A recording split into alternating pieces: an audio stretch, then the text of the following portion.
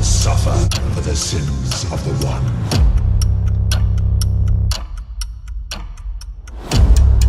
See you soon, asshole.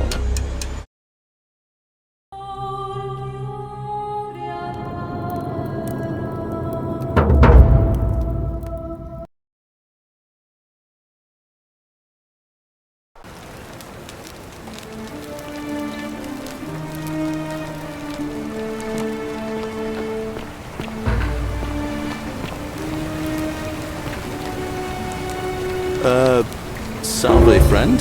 I'm Galerius. Mind telling me who you are and what you were doing in the Shrine of Proserpina?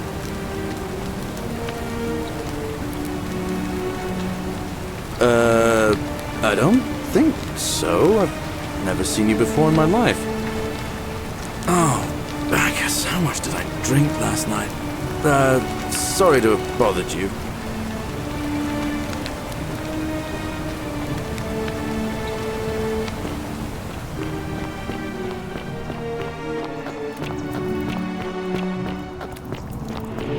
Ixion turns.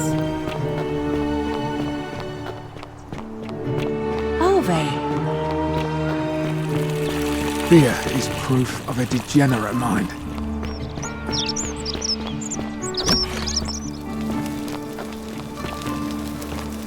Ugh, this place has become a thoroughfare. Ugh, I wish Horatius would stop letting barbarians in here. What do you want? Oh, you heard about her disappearance, I take it.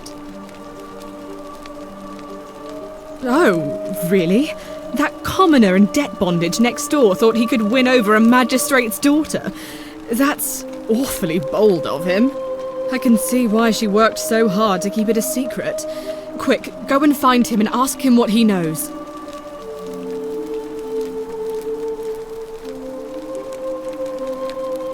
Oh, I see. Well, it was worth a try, I suppose. Just promise me you won't give up on her. Thank you.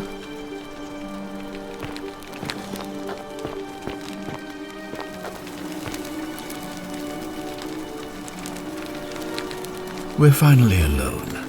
I assume you already know who I am. May I know your name? We have? Wait, if I understand correctly, someone is about to break the golden rule, forcing me to create a portal in time to bring you here? I must have entrusted you with figuring out who the culprit is.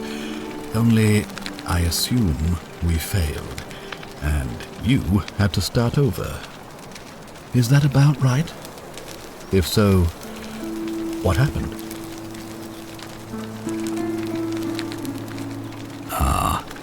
I see. Look, it's unfortunate, but all that matters now is that you make use of what you've learned and gathered and do better next time. Now, I assume you've sought me out again for a reason.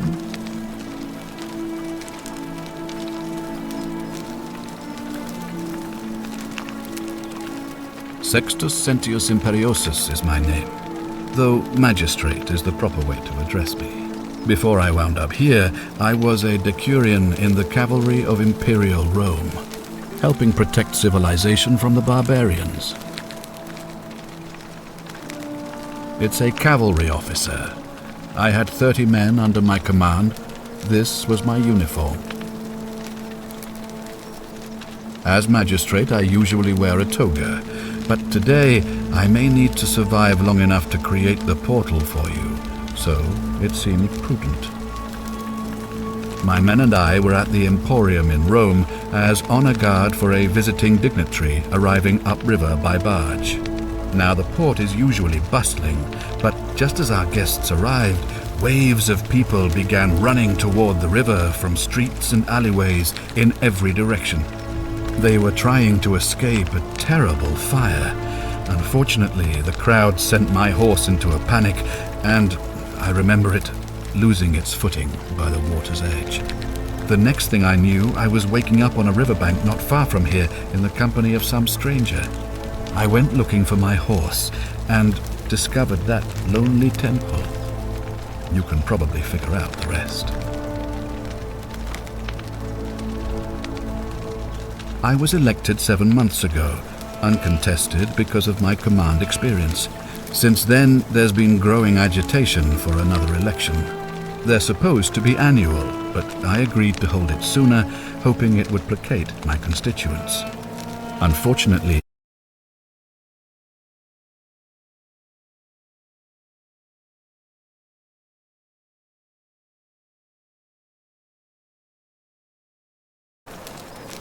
very well. Ask then. Good. Now, what...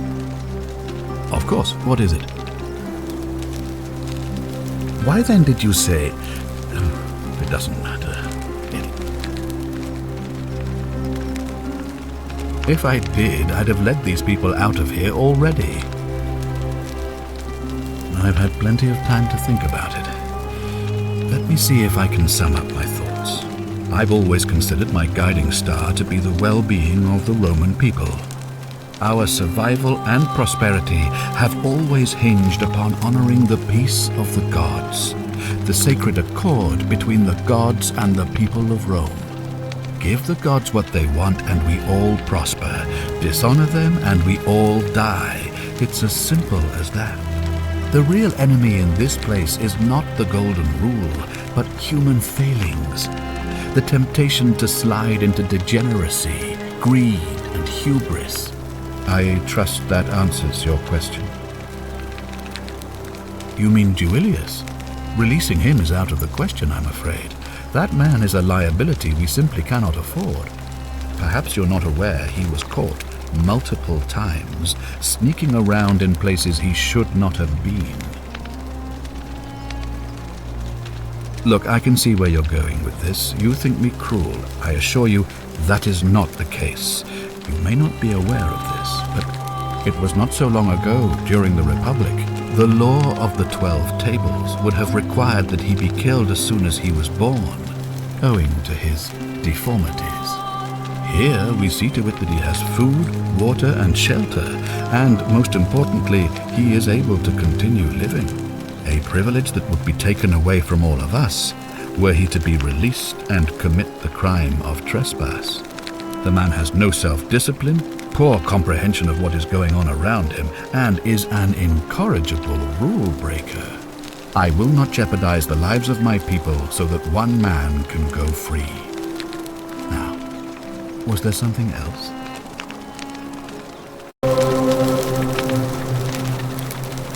Thank you. I'll be waiting here for news.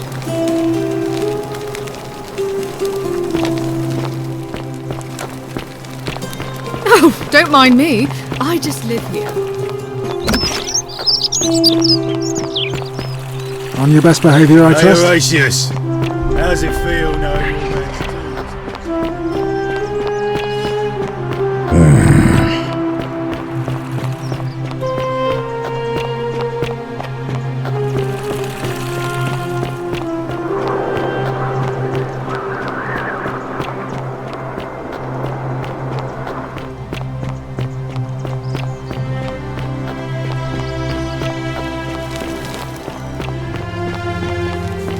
I hope you're taking care of yourself. Salve, friend. Welcome. All right, well, it was lovely to meet you. I look forward to getting to know you better over the coming months. And if you ever... I can't believe this is how it ends. Oh, no. No. Ulpius, what are you doing? Get back from there. If you lose your balance, you'll fall. That's the idea. What? Why? Why would you want that? Why do you think I'm stuck for the rest of my life working for a man who treats me like an animal? I know things are hard for you right now. They're hard for all of us. We're all in this together, Ulpius. Please just think this through. If you do this, it could be the sin that seals all of our fates. Is that what you want? I'm sorry, but I just don't care anymore. Please, Ulpius. Help him. If he goes through with it, it could be the end for us all. I don't know what to do. I've never had to deal with this sort of thing. Please, you need to talk to him.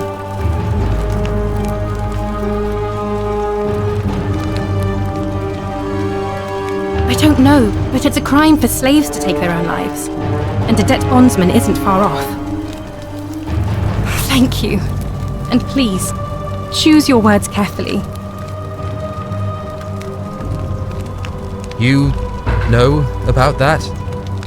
How is that possible? I mean, I've never mentioned it to anyone. Well, if you say so. You don't understand. I don't want to hurt anyone. I just want it all to be over. It's too late for that.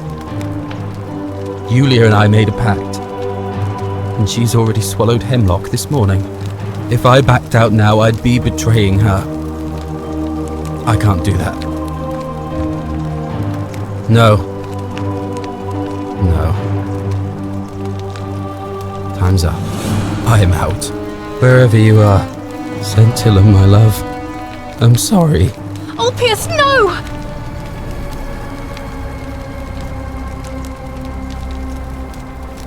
I can't believe he went through with it. Oh Lord. That poor lamb. Well, I suppose it means suicide isn't a sin under the Golden Rule. So I guess that means whichever god is responsible for it, it isn't mine. That was not your fault. There's no way you could have given him what he wanted, moments after you arrived. I'll have to let everyone know what happened, and I guess Malleolus will have to clean up the mess in his villa. It's of his own making, after all. And I'd best pray for poor Ulpius.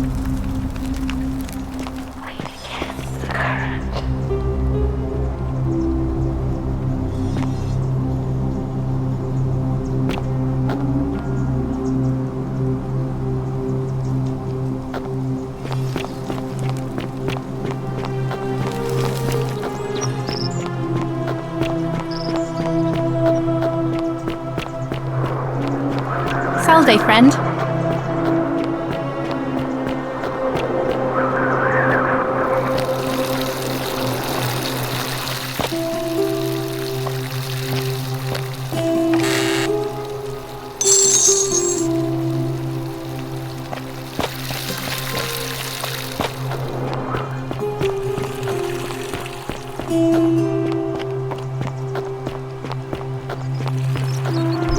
Today is a sad day.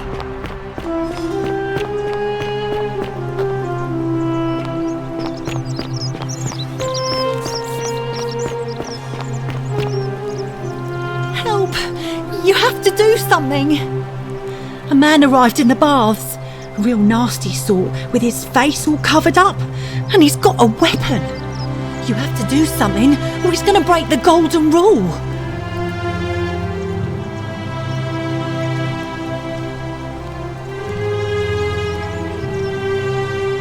Thank you. He's still in there, somewhere. I have to hide. Find me in this empty shrine when it's over.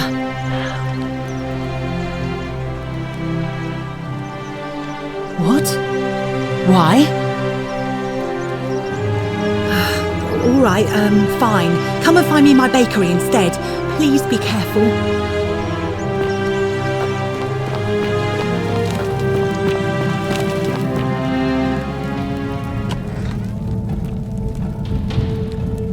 Stop right there. I am looking for Tiberius Quinctius Crispus, otherwise known as Quinctius. Do you know where he is?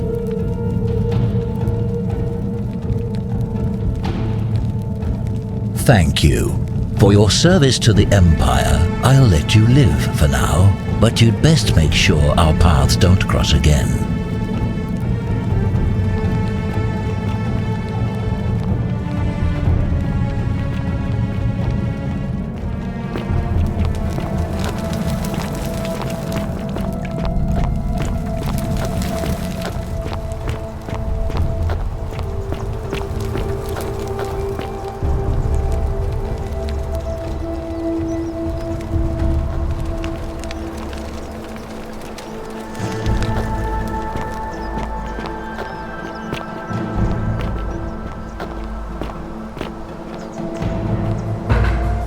Curse you, cultist.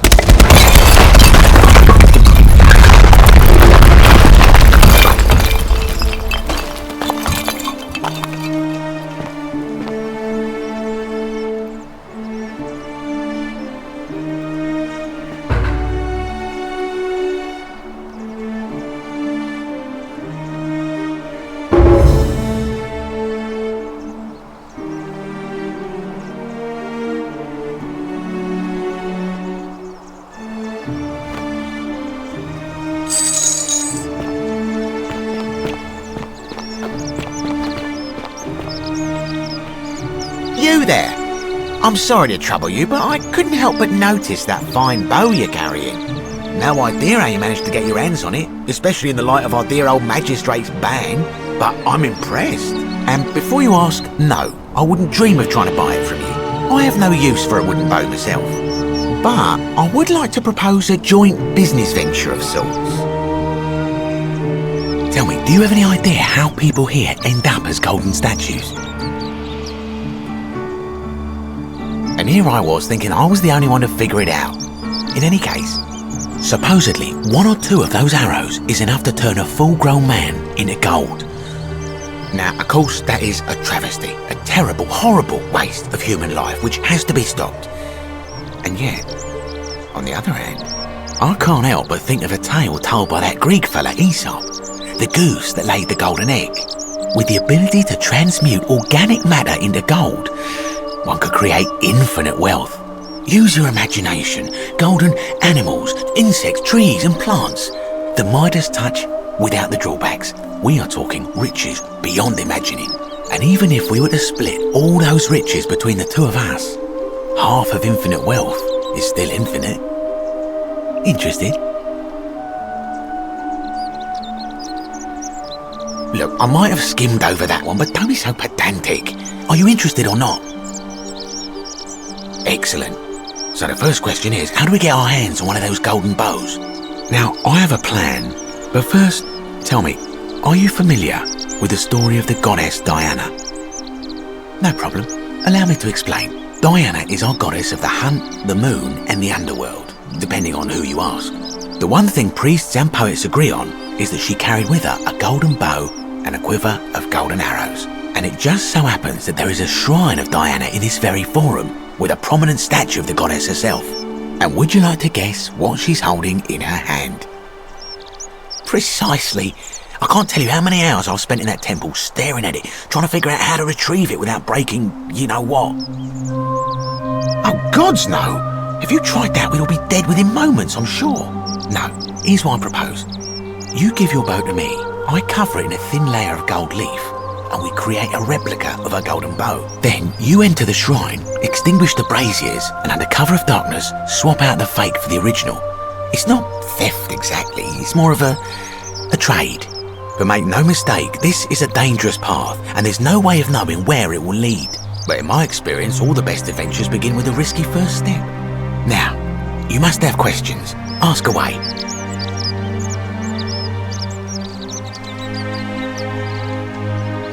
Because the gods would see you, of course, hence my proposal. I'm more of an ideas man, whereas you're obviously the more resourceful and heroic type. I have complete confidence in you. When Prometheus stole fire from the gods and became a hero to all mankind, do you think he was worried about the danger? So, are you in, partner?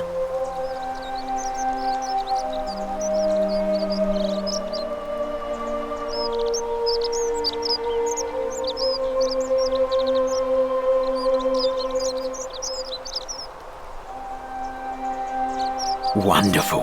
Now, if you'll hand over your bow, I can get started applying a layer of gold leaf. This is a quality weapon. Now, bear with me for a moment. And here we are, a gold leaf bow.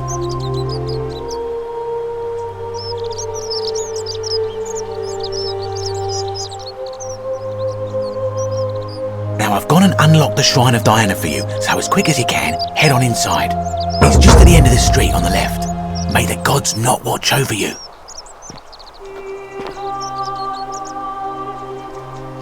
Ah, back again, I see. Certainly. All I ask is a reasonable price of 1,000 denarii.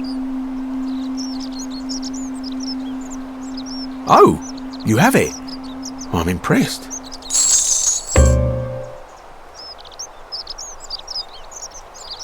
Pleasure doing business. Can I help you with anything else? Very well. Another time.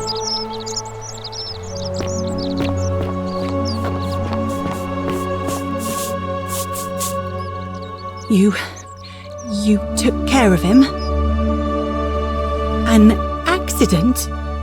So, it's over? Oh God, that's such a relief. I really thought we were all going to die. I do have a question though. That shrine, the one I was going to hide in, did you know it was going to collapse?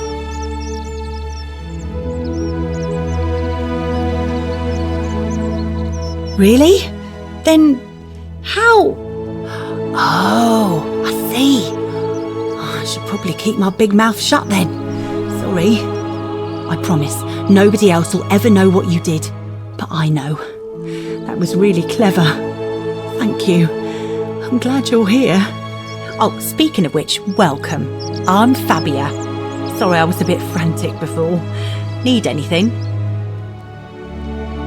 Oh, there's not much to tell. I mostly just bake bread and try to help out where I can. I suppose it all started about 8 months ago. I was living in Rome with my family when I got sick. Terrible timing. My pa had just arranged a husband for me, a fisherman's son. I was about to meet him for the first time when I came down with an awful fever. I spent the next week in bed. Pa paid priests to make offerings to Asclepius, a white rooster, then a goat. But nothing worked. In the end, they decided I'd do better outside the city. Clean air in the countryside would do me good, they said. But after about a day in a carriage on the Appian Way, I was getting worse, not better. I remember closing my eyes for a bit, and I guess I must have fell asleep, because when I opened them again, I was in a forest by a river. I suppose the driver took off with his fee and left me for dead. Can't say I blame him. I wouldn't have wanted to catch what I had either. Anyway, I went searching for help, stumbled across the trapdoor temple, and here I am.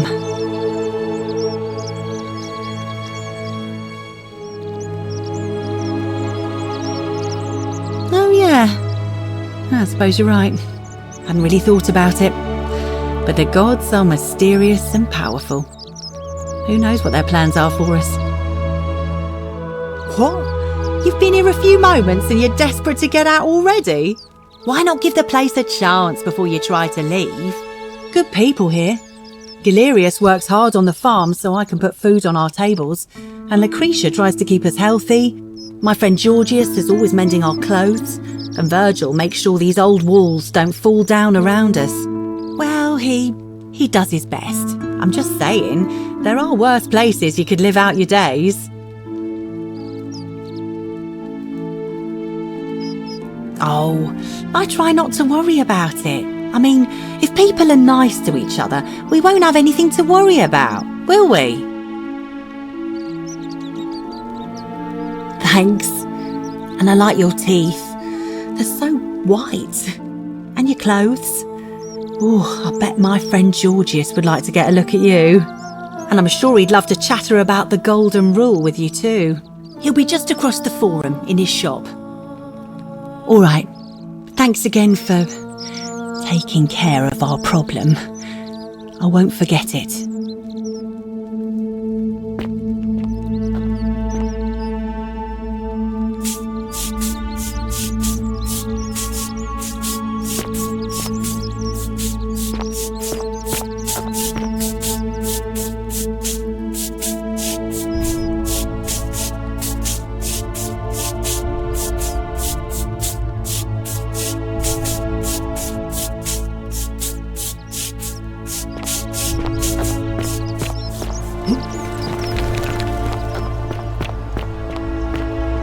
Keeping an eye on things, Horatius?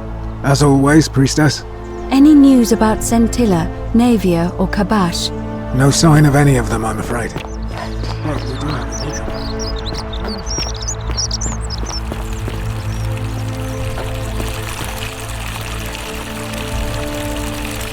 Name's Rufius. Better watch your step. No idea what you're talking about? Yes, so what? What are you going to do about it?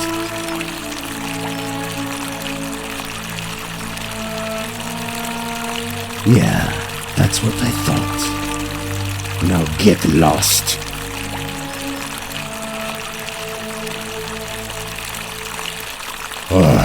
You again. Whatever.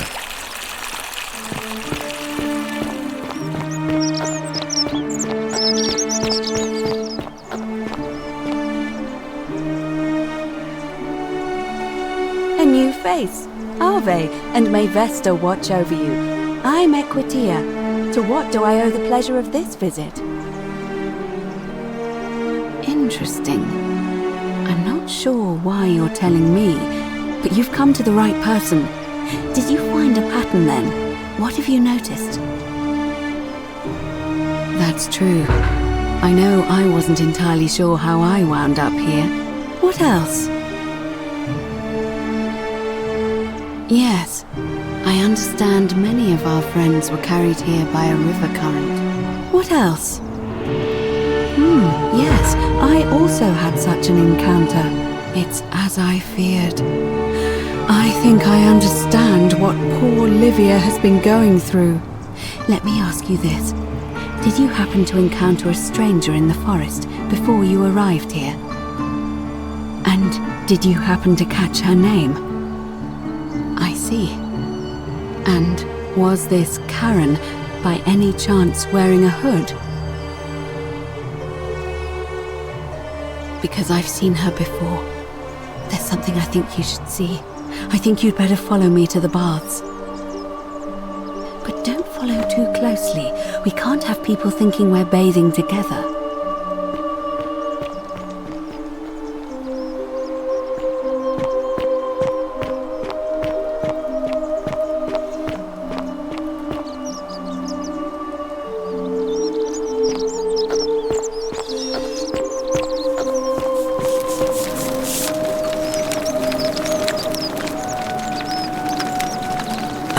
A new face. Salve, and welcome to a little community. My name's impossible to pronounce for most people, so you can just call me Virgil.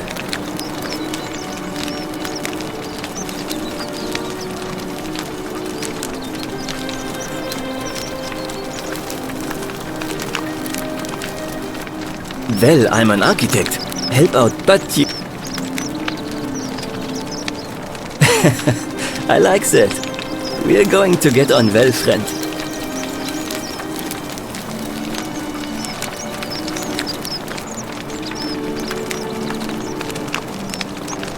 Some people say it's divine.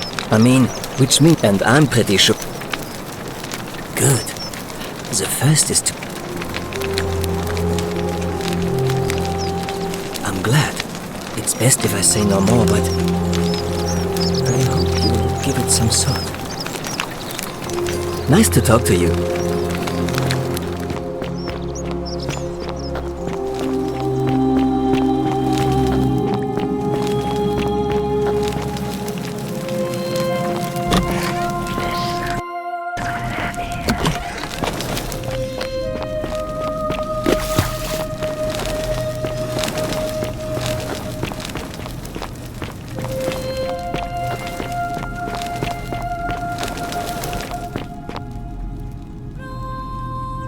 All right, you're here. You were asking how I knew the young woman you met by the river was wearing a hood. Here, look down at the bottom of the baths. It's a little hard to make out in this light. If only we could see. Oh, what a marvelous lamp. But do you see it?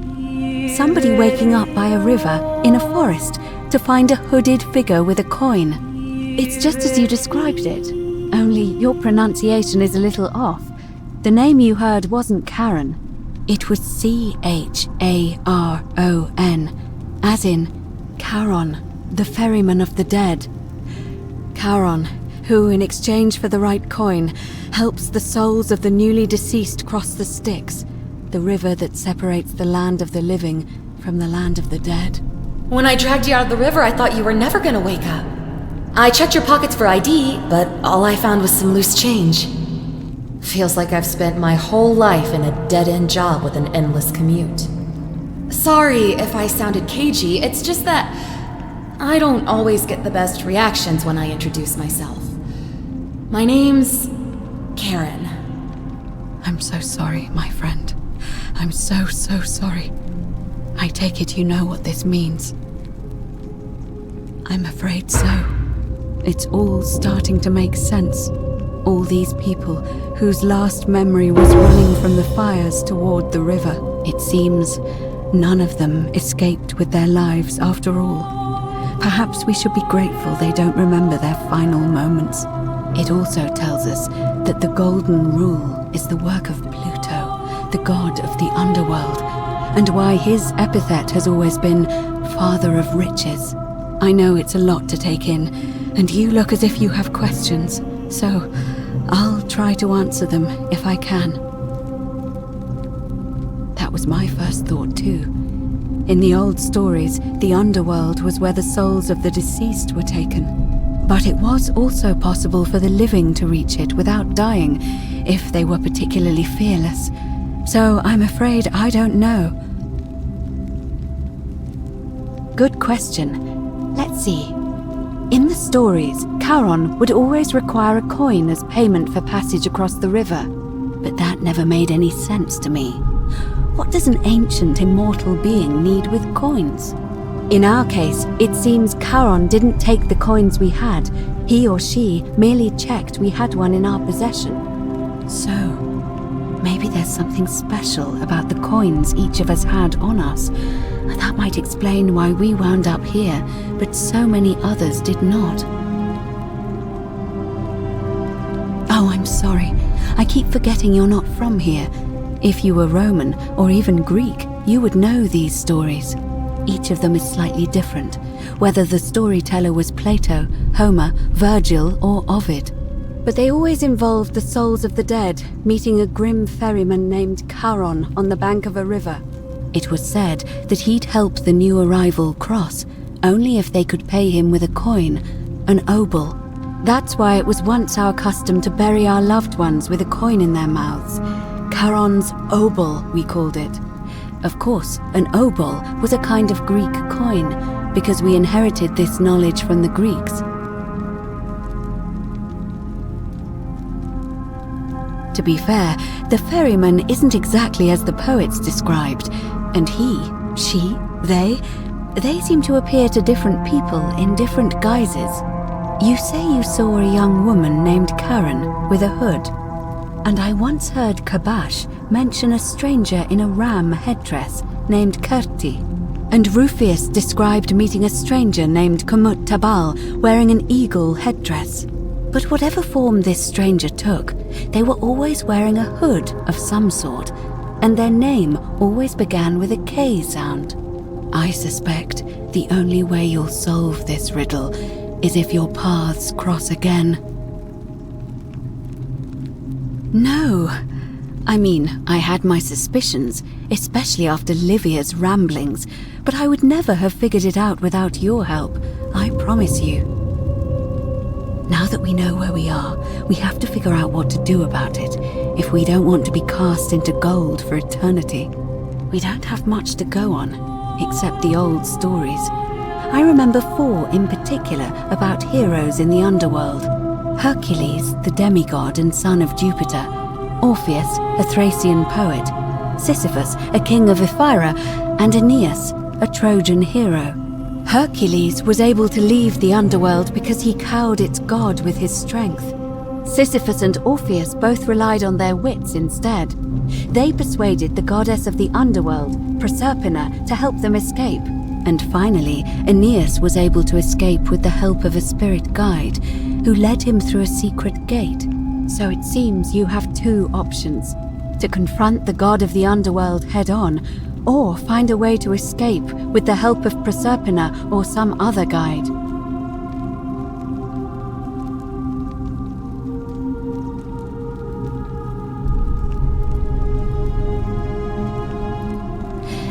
That option would be the boldest, but also the only way to learn the truth about the Golden Rule, and maybe even put an end to it.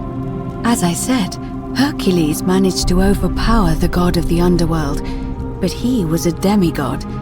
Forgive my candor, but you are no Hercules. I'll admit, you do seem different to anyone I've ever met. And even that lamp of yours looks like something Prometheus might have stolen from the gods. So, if you want to confront him, I'll help you as much as I can. Who knows? Perhaps your name will be uttered in the same sentence as Hercules one day. But first, you'd need an audience with you-know-who, and for that, you'll need to enter the great temple overlooking the city. The problem is, the door has been sealed shut for as long as I've lived here, and there doesn't even seem to be a keyhole. I suspect the answer lies in the desecrated obelisk in front of it. I'm not sure if you noticed, but there are 4 plaques missing from its base. It looks as though somebody, or a series of somebodies, forcibly removed them, and in doing so, dishonored and angered our divine keeper. If you could recover and replace all 4 of those missing plaques, I imagine he might be willing to receive an audience again. It's the towering stone monument with 4 sides and a pyramid-shaped head that stands before the great temple, a dedication to the god of this place. You'll find them all over Rome, but of course they were looted from Egypt many years ago. It seems one of them made its way here too, although how is a mystery. However, this one is unusual in that each of the 4 sides is decorated in a different style: Roman, Greek, Egyptian, and another I don't recognize. That means you'll need to recover 4 different plaques: Roman, Greek, Egyptian, and a 4th, a mystery plaque. I'm afraid you're on your own with that one, but perhaps finding the other 3 will illuminate the way. Perhaps Kabash, our Egyptian resident, will be able to tell us. Unfortunately, he disappeared weeks ago. But I did hear Aurelia is peddling rumors about him at the tavern, so perhaps you could talk to her, or just take a look in his room. I don't know. But perhaps you should begin your search with the local Greek fellow, Georgius. His store is in the forum. Good question. To answer that, we first need to ask who would have defaced the obelisk in the first place. It would have had the god's name engraved into it, so it may be that whoever desecrated it wanted that name to be forgotten. And there's only one group of people I know of who might want to do that. There's a cult in Rome that often argued there is only one true god. Theirs, of course. They've been known to start fires, as well as deface religious monuments whose existence challenged their beliefs. If I were you, I'd go looking for them. Of course, they've all been in hiding since the fire last year, so finding them won't be easy. But I did hear a rumor they have a secret shrine somewhere in the city. Perhaps, if you could find that, you might be able to recover the Roman plaque.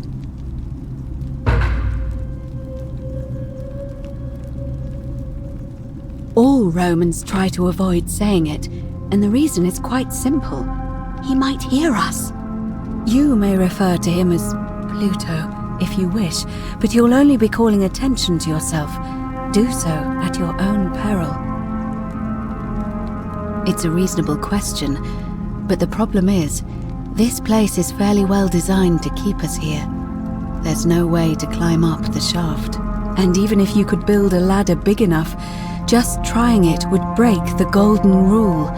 We know that, thanks to the writings left behind by those who've tried.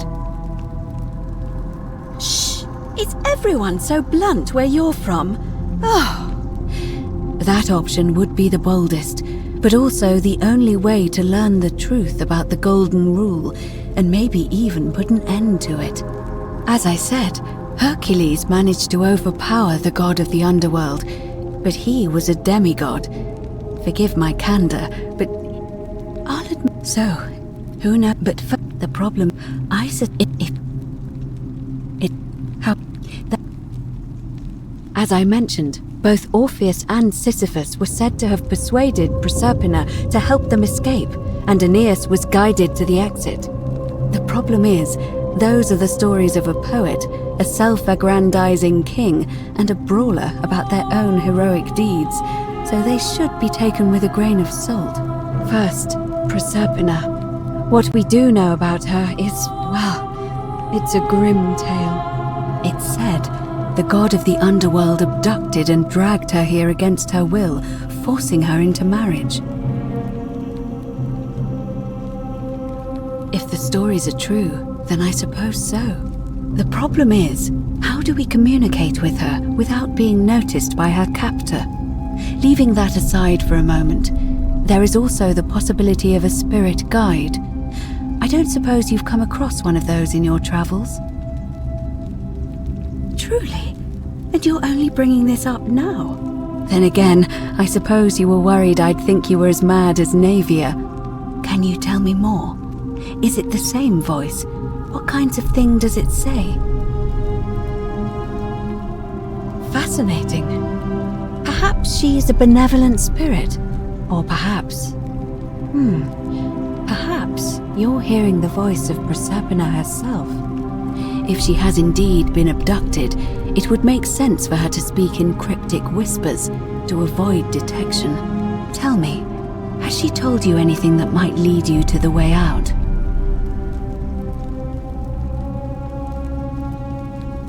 That is strange. There are no rivers here. Let me think on that.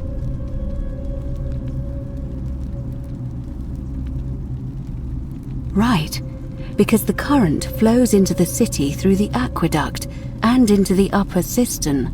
I vaguely recall wondering what was in there, but the door at the back of the great temple is locked up tight.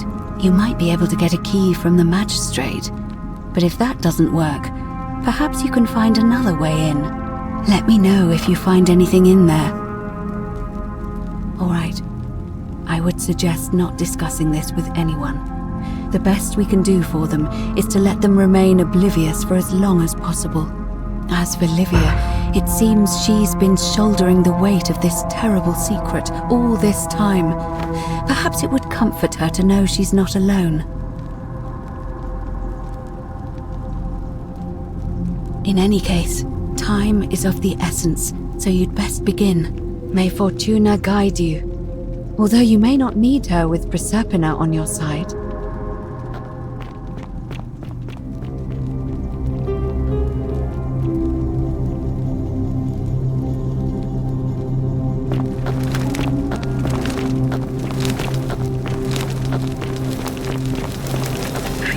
Isn't the great temple majestic?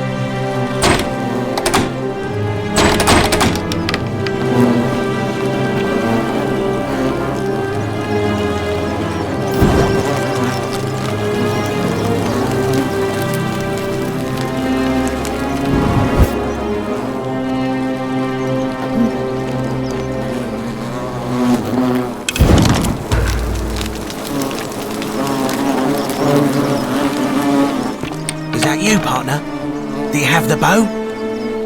Wonderful. Just go ahead and slide it under the door for me and I'll unlock it for you. And yet you did. And now, here we are. With me out here and you in there. Until you give me my bow.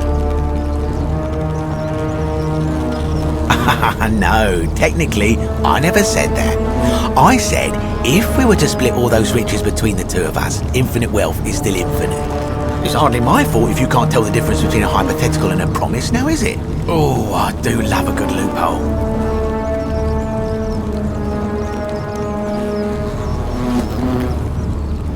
You're just gonna have to take your chances, I'm afraid. The bow, now. And don't even think about giving me the fake one. I'll recognise my own handiwork.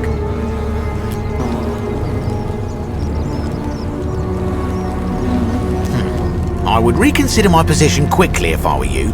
I'm not sure if you noticed, but you're stuck in there with a hornet's nest, and they can be rather aggressive toward intruders.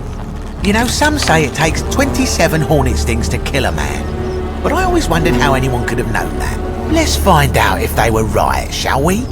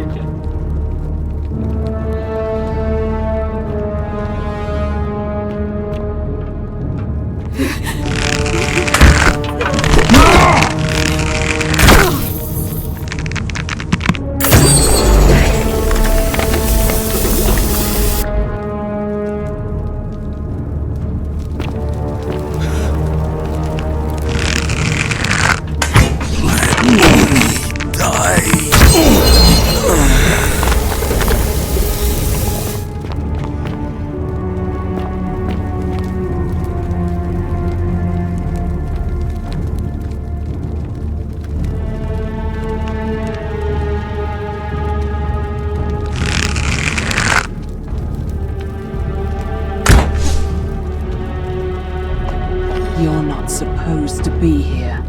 Alky, turn the alky to gold.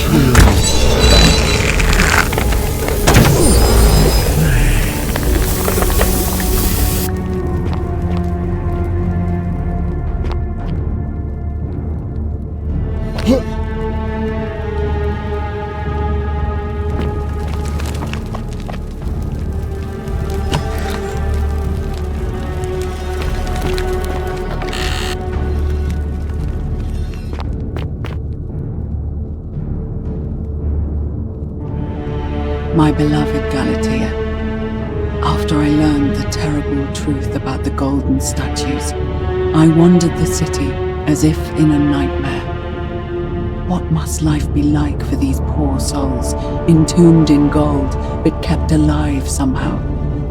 Trapped in their own personal Tartarus, consigned to eternal torment, too horrific for any sane mind to comprehend. I tried to offer them what small mercies I could. I began to talk to them, to keep them company. I'd imagine backstories for them, give them names, and tell them of the world, of the histories and stories I'd learned as a child. As the others became more concerned by my charity, I sought solitude from them, preferring the company of my tormented charges. Discovering a way into the abandoned palace, I began to spend my days walking its halls and sharing with its occupants ancient tales, my mind turning to those of Apollo and Daphne, Perseus and Medusa, and Pygmalion and Galatea. Pygmalion, the sculptor who fell in love with a beautiful statue, and who, praying to Aphrodite for aid, discovered that his beloved Galatea had come to life. It was then that I heard you whisper to me, Galatea. Forgive me. I know that is not your real name, just one I have borrowed from a story. But when I turned to look at you, I saw the most exquisitely beautiful woman I have ever known. Your face, forever frozen in a look of eternity silent. Our meeting gave me new purpose, to free you from your golden prison, so that I might one day hear you speak, not just whisper, your true name to me. So I gathered tools for the long and difficult task ahead, barred the doors to this place, and set to work.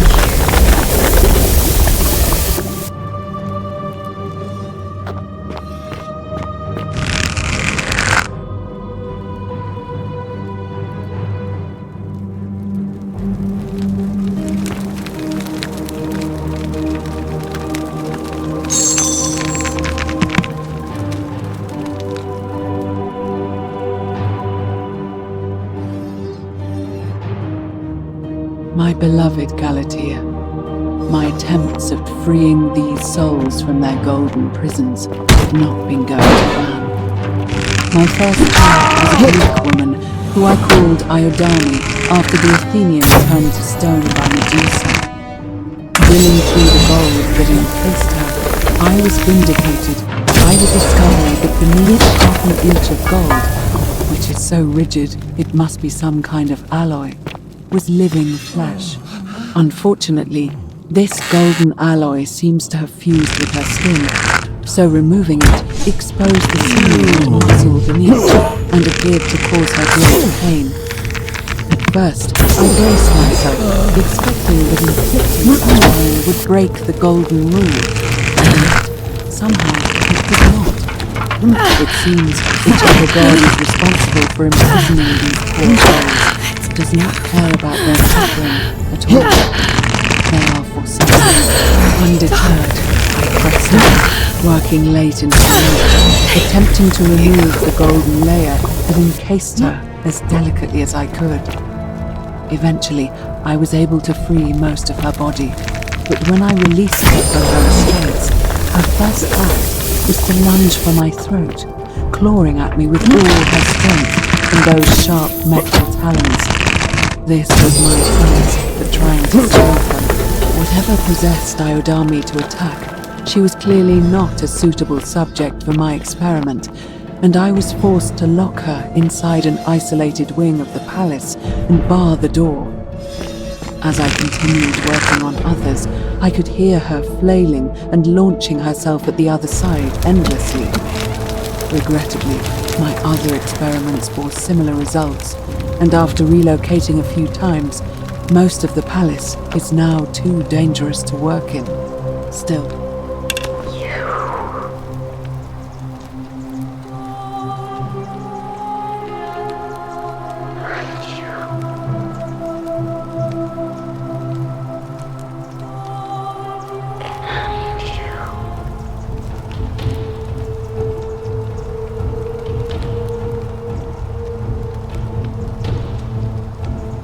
you must be the wretched snake who broke into my palace and disturbed my experiments. And, worst of all, look at what you made me do to her. This never would have happened if you just stayed away. You're going to pay for that.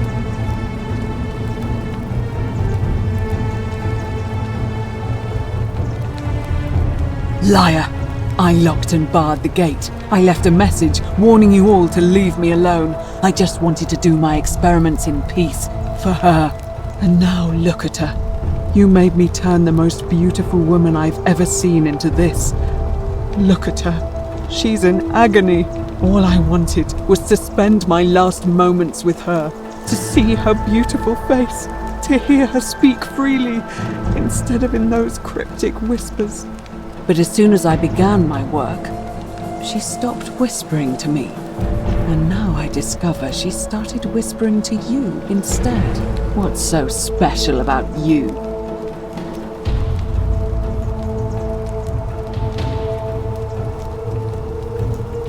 What do you mean, the same voice?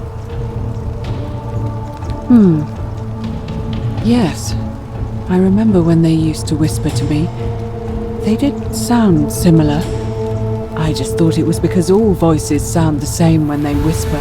But now that I think about it, they were all benevolent and seemed to share a common knowledge. But if these bodies are mere conduits for that one voice, then this body is nobody. And everything I've done here was... Wait, I see what you're doing.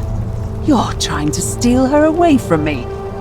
Were you planning to wait until I'd done all the hard work, then swoop in? Is that it? Liar!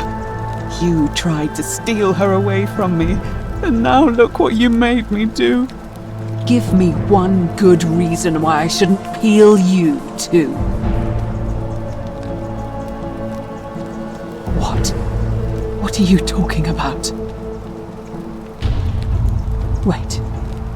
So you're saying you weren't coming for us?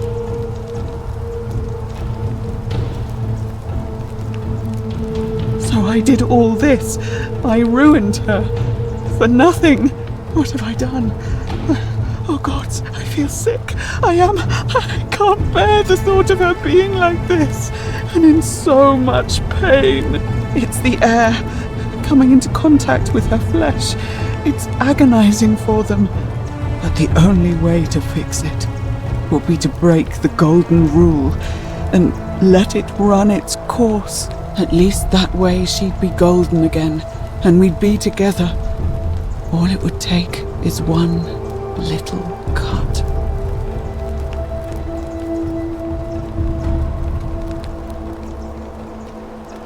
It's too late. There's nothing you can do. I have to do this. I'm sorry. What? How?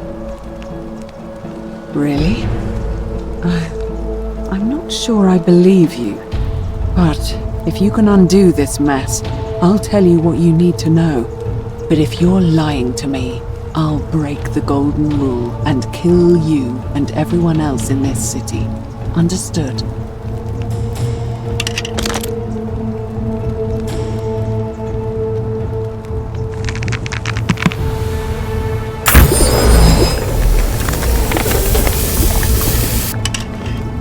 You did it. You took away her pain. I don't know what to say. Thank you. Thank you. I swear I will never harm her again. I swear it. I'll stay here to keep her company. But these poor souls, what can be done for them? I've tried everything I can. I fear the only one capable of releasing them properly is whichever god doomed them in the first place. In any case, I must honor our bargain. The treatment for rheumatism is willow bark. I believe there's a pot of it already in the Shrine of Apollo. Now, please leave. The door here leads out onto the palace balcony. You should be able to make your way down from there. Go, and never return.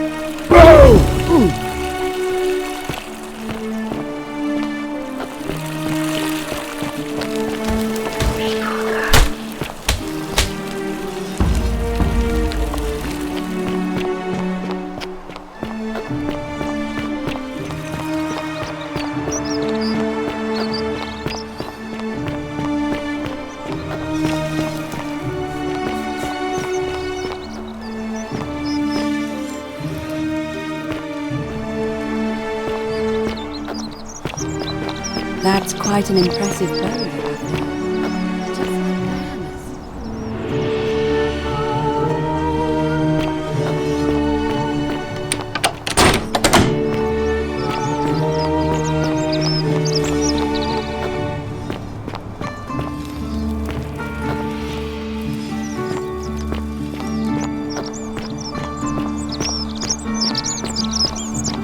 Sometimes I stare at the great temple. Welcome back. Nice to talk to you.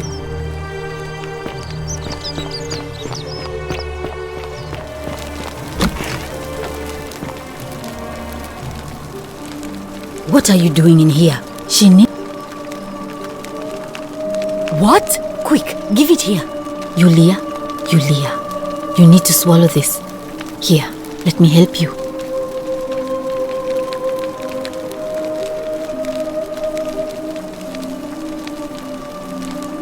Hopefully, in a moment, she should be able to breathe normally. That was extraordinary. How did you know she needed this exact thing? And at this exact moment? Are you some kind of oracle?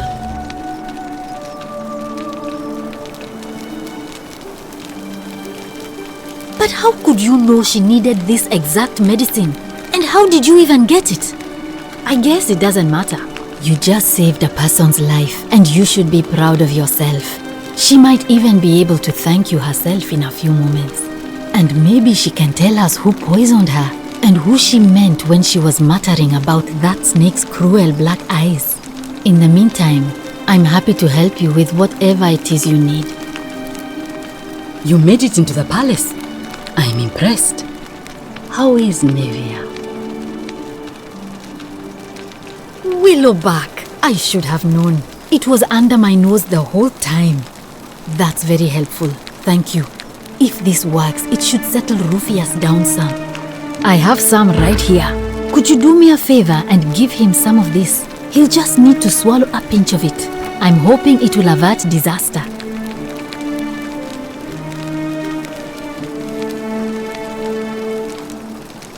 Thank you. I'm really glad you arrived when you did. That's a shame. Thanks again for saving Yulia's life. Apollo smiles upon you.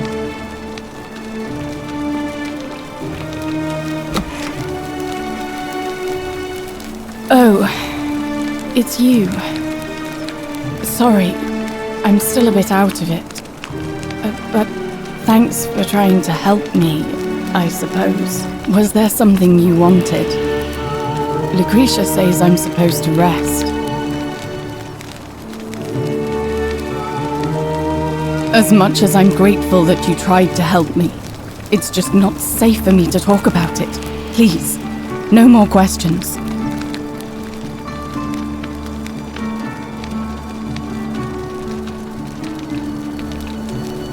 The golden rule. That's the least of my worries. The gods may be cruel, but Malleolus and Claudia are far crueler. Please, just leave me alone. I don't want to talk about it. Thank you. All right.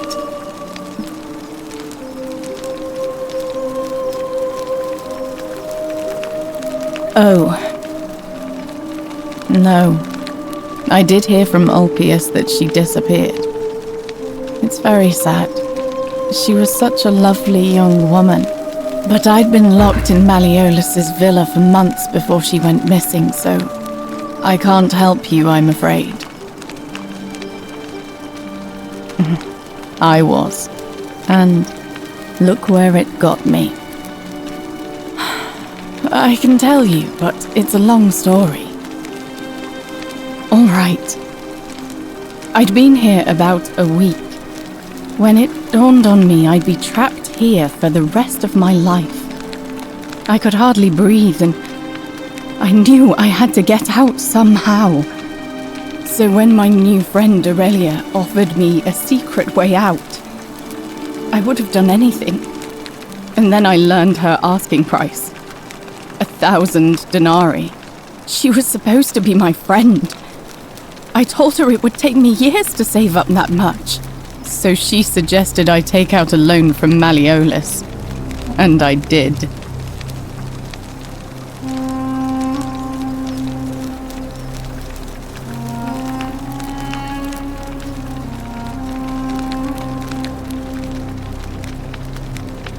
I had to sign an agreement saying I'd work off the debt over 30 years.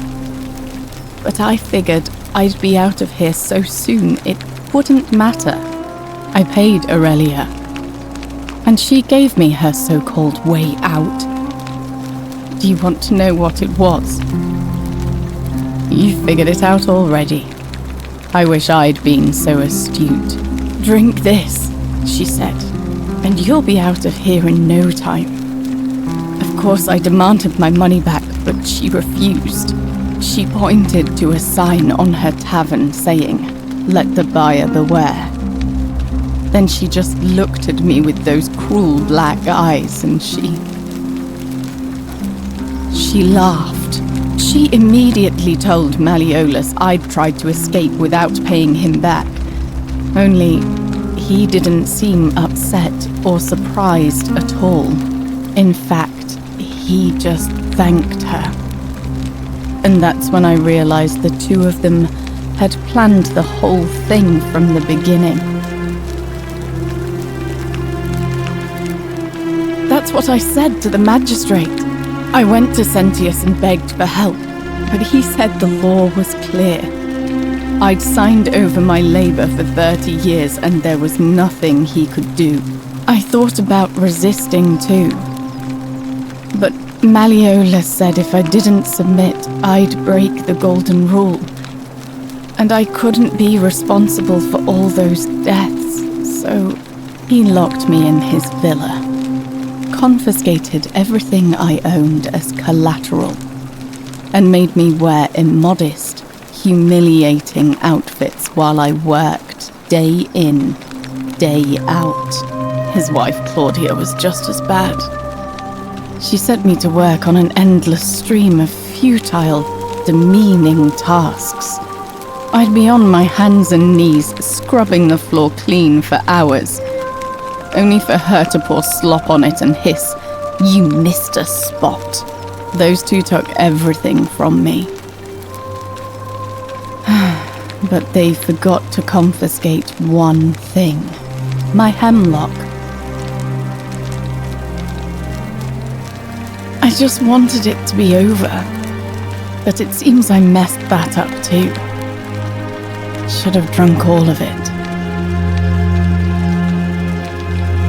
I brought it on myself. I trusted one of the most callous human beings I've ever met, and tried to swindle the other. I don't know how I could have been so stupid. When I've recovered, I expect their thug Domitius will come for me. He'll escort me back to their villa, and I'll be right back where I started. Only this time, I won't be able to lull myself to sleep at night with the thought of a permanent solution. Honestly, it would have been better if the poison had been allowed to run its course. I doubt it. It seems this is the fate the gods have chosen for me, for trying to escape, at least until someone breaks the golden rule. Maybe it wouldn't be so bad.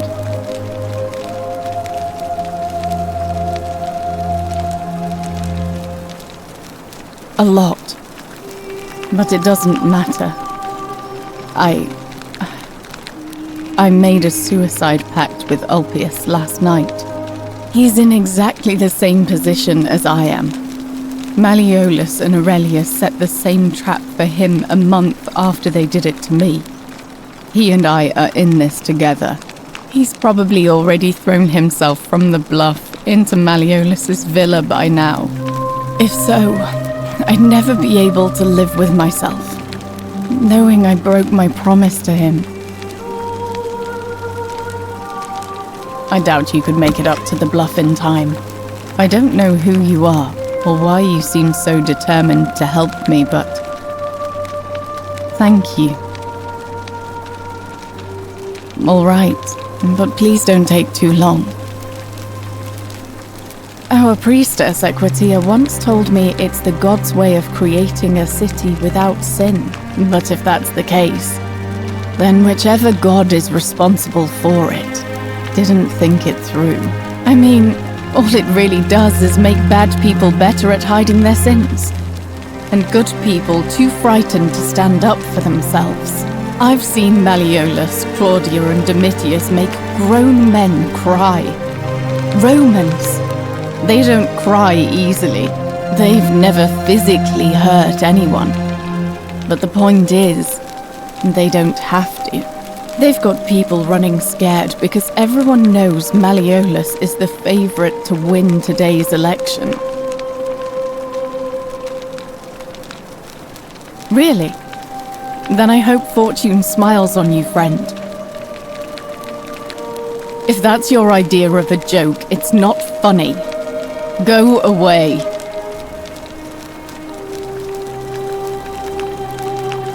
I know what kind of...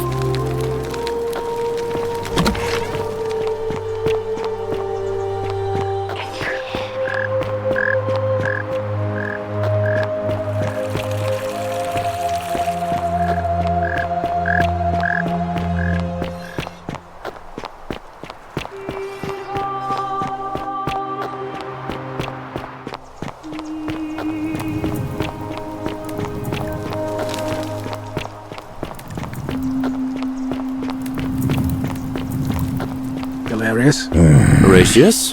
Looking a bit troubled you there. again. Still no sign of Centilla. And I haven't slept. What business is 3 that weeks. of yours? Don't be too hard on yourself. From what I Willow hear, bark. nobody saw it coming. And this anyway, will work? I thought you Stoics weren't supposed to worry thank about things God. you can't control. Finally, some relief. I keep thinking. This is what I've What been if there praying is for. something I can do?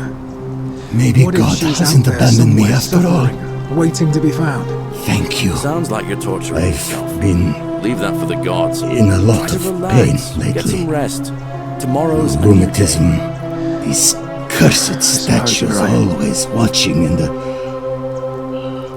crisis of faith. It was too much. Started messing with my head. This is exactly what I needed to set it straight again. I owe you one. See you around.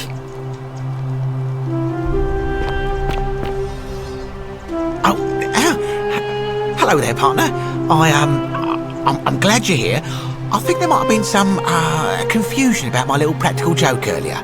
You see, my plan was to give you a little fright. You know, like two friends joking around at the Saturnalia, and then, surprise, I'd open the door. But when I opened it, you were gone. Partner, I swear, this is just a misunderstanding. Look, why don't you keep our bow as compensation? Fine. It's a credit to you that you're able to see the humour in all of this. Now, can I help you with something? Very well. Another time. Citizen. Fortune smile on you, brother. Cerberus lifts his dribble head and lets out his threefold braying. Livia, would you stop muttering like Medea over a cauldron? You'll scare away my customers. They follow their trades, imitating their previous lives, but they are ignorant. This again. You're in a world of your own, aren't you? Just as the ocean accepts the rivers of all the world, so this place accepts all the souls. But it does not notice the crowds that come. Say it. Speak its name. Then it is true. I was right. I thought I saw it, but when the rest of them could not, I kept thinking I must have gone insane.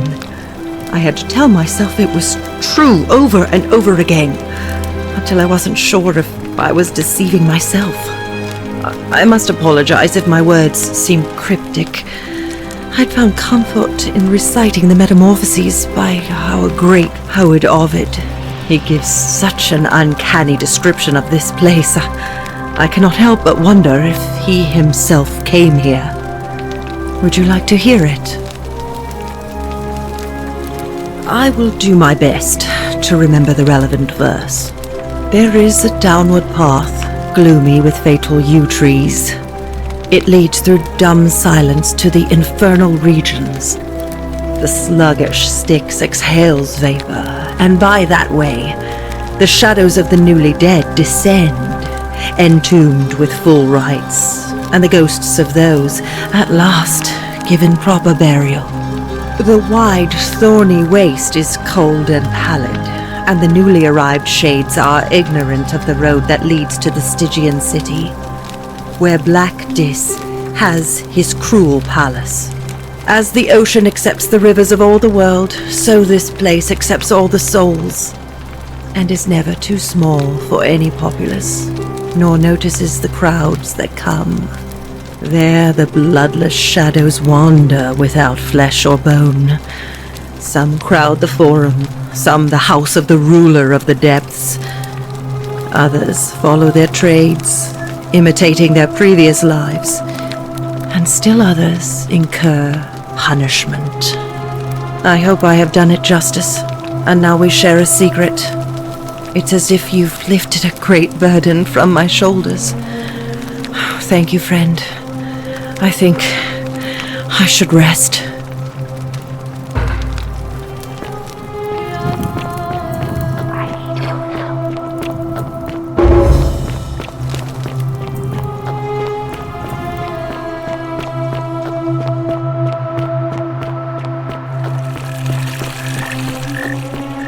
come you're allowed a weapon and I'm not? Domitius doesn't usually let anyone in here without a hefty tribute, so you must have been desperate to see me. Well, what do you want?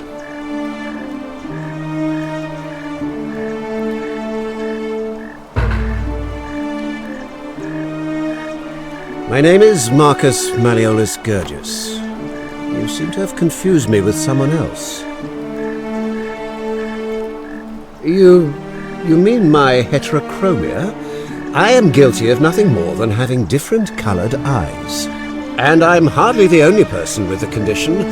Alexander the Great had it too, as it happens. I like to think it is simply the way the gods have chosen to mark a natural-born ruler. Nothing more.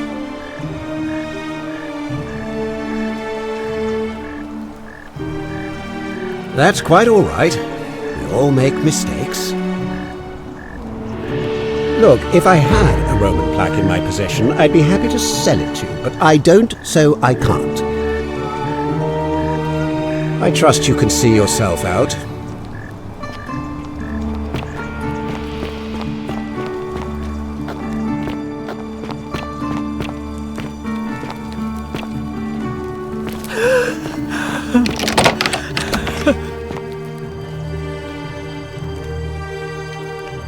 I'm not supposed to be in here. Talk. What business could you possibly have with me? An intriguing proposition. Go on. Perhaps you're not as silly as those clothes make you look. What makes you say that? You know, I may have the very thing you're looking for. Some time ago, when he still cared for me, he wrote me a love letter. Only, he used the wrong name. Now, addressing one's wife by the wrong name is not unheard of among philandering Romans. But in this case, the name he got wrong was his own. I confronted him about it, and he stammered through some incoherent response. I let it go, eventually, and yet questions have lingered in the back of my mind ever since. But wait a minute. Why exactly are you helping me?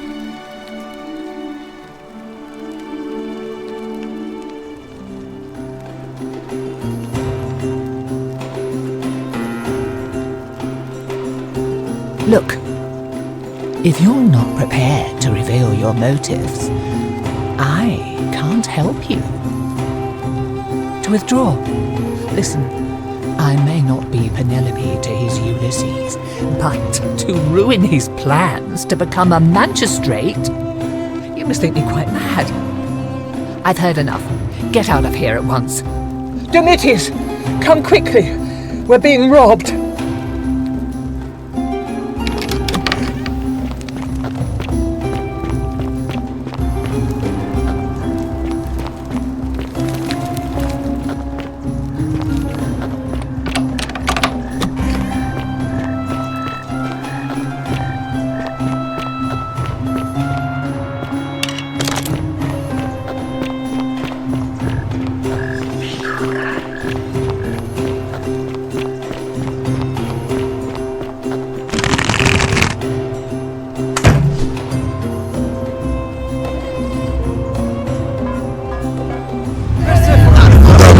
Shall suffer the sins of the one.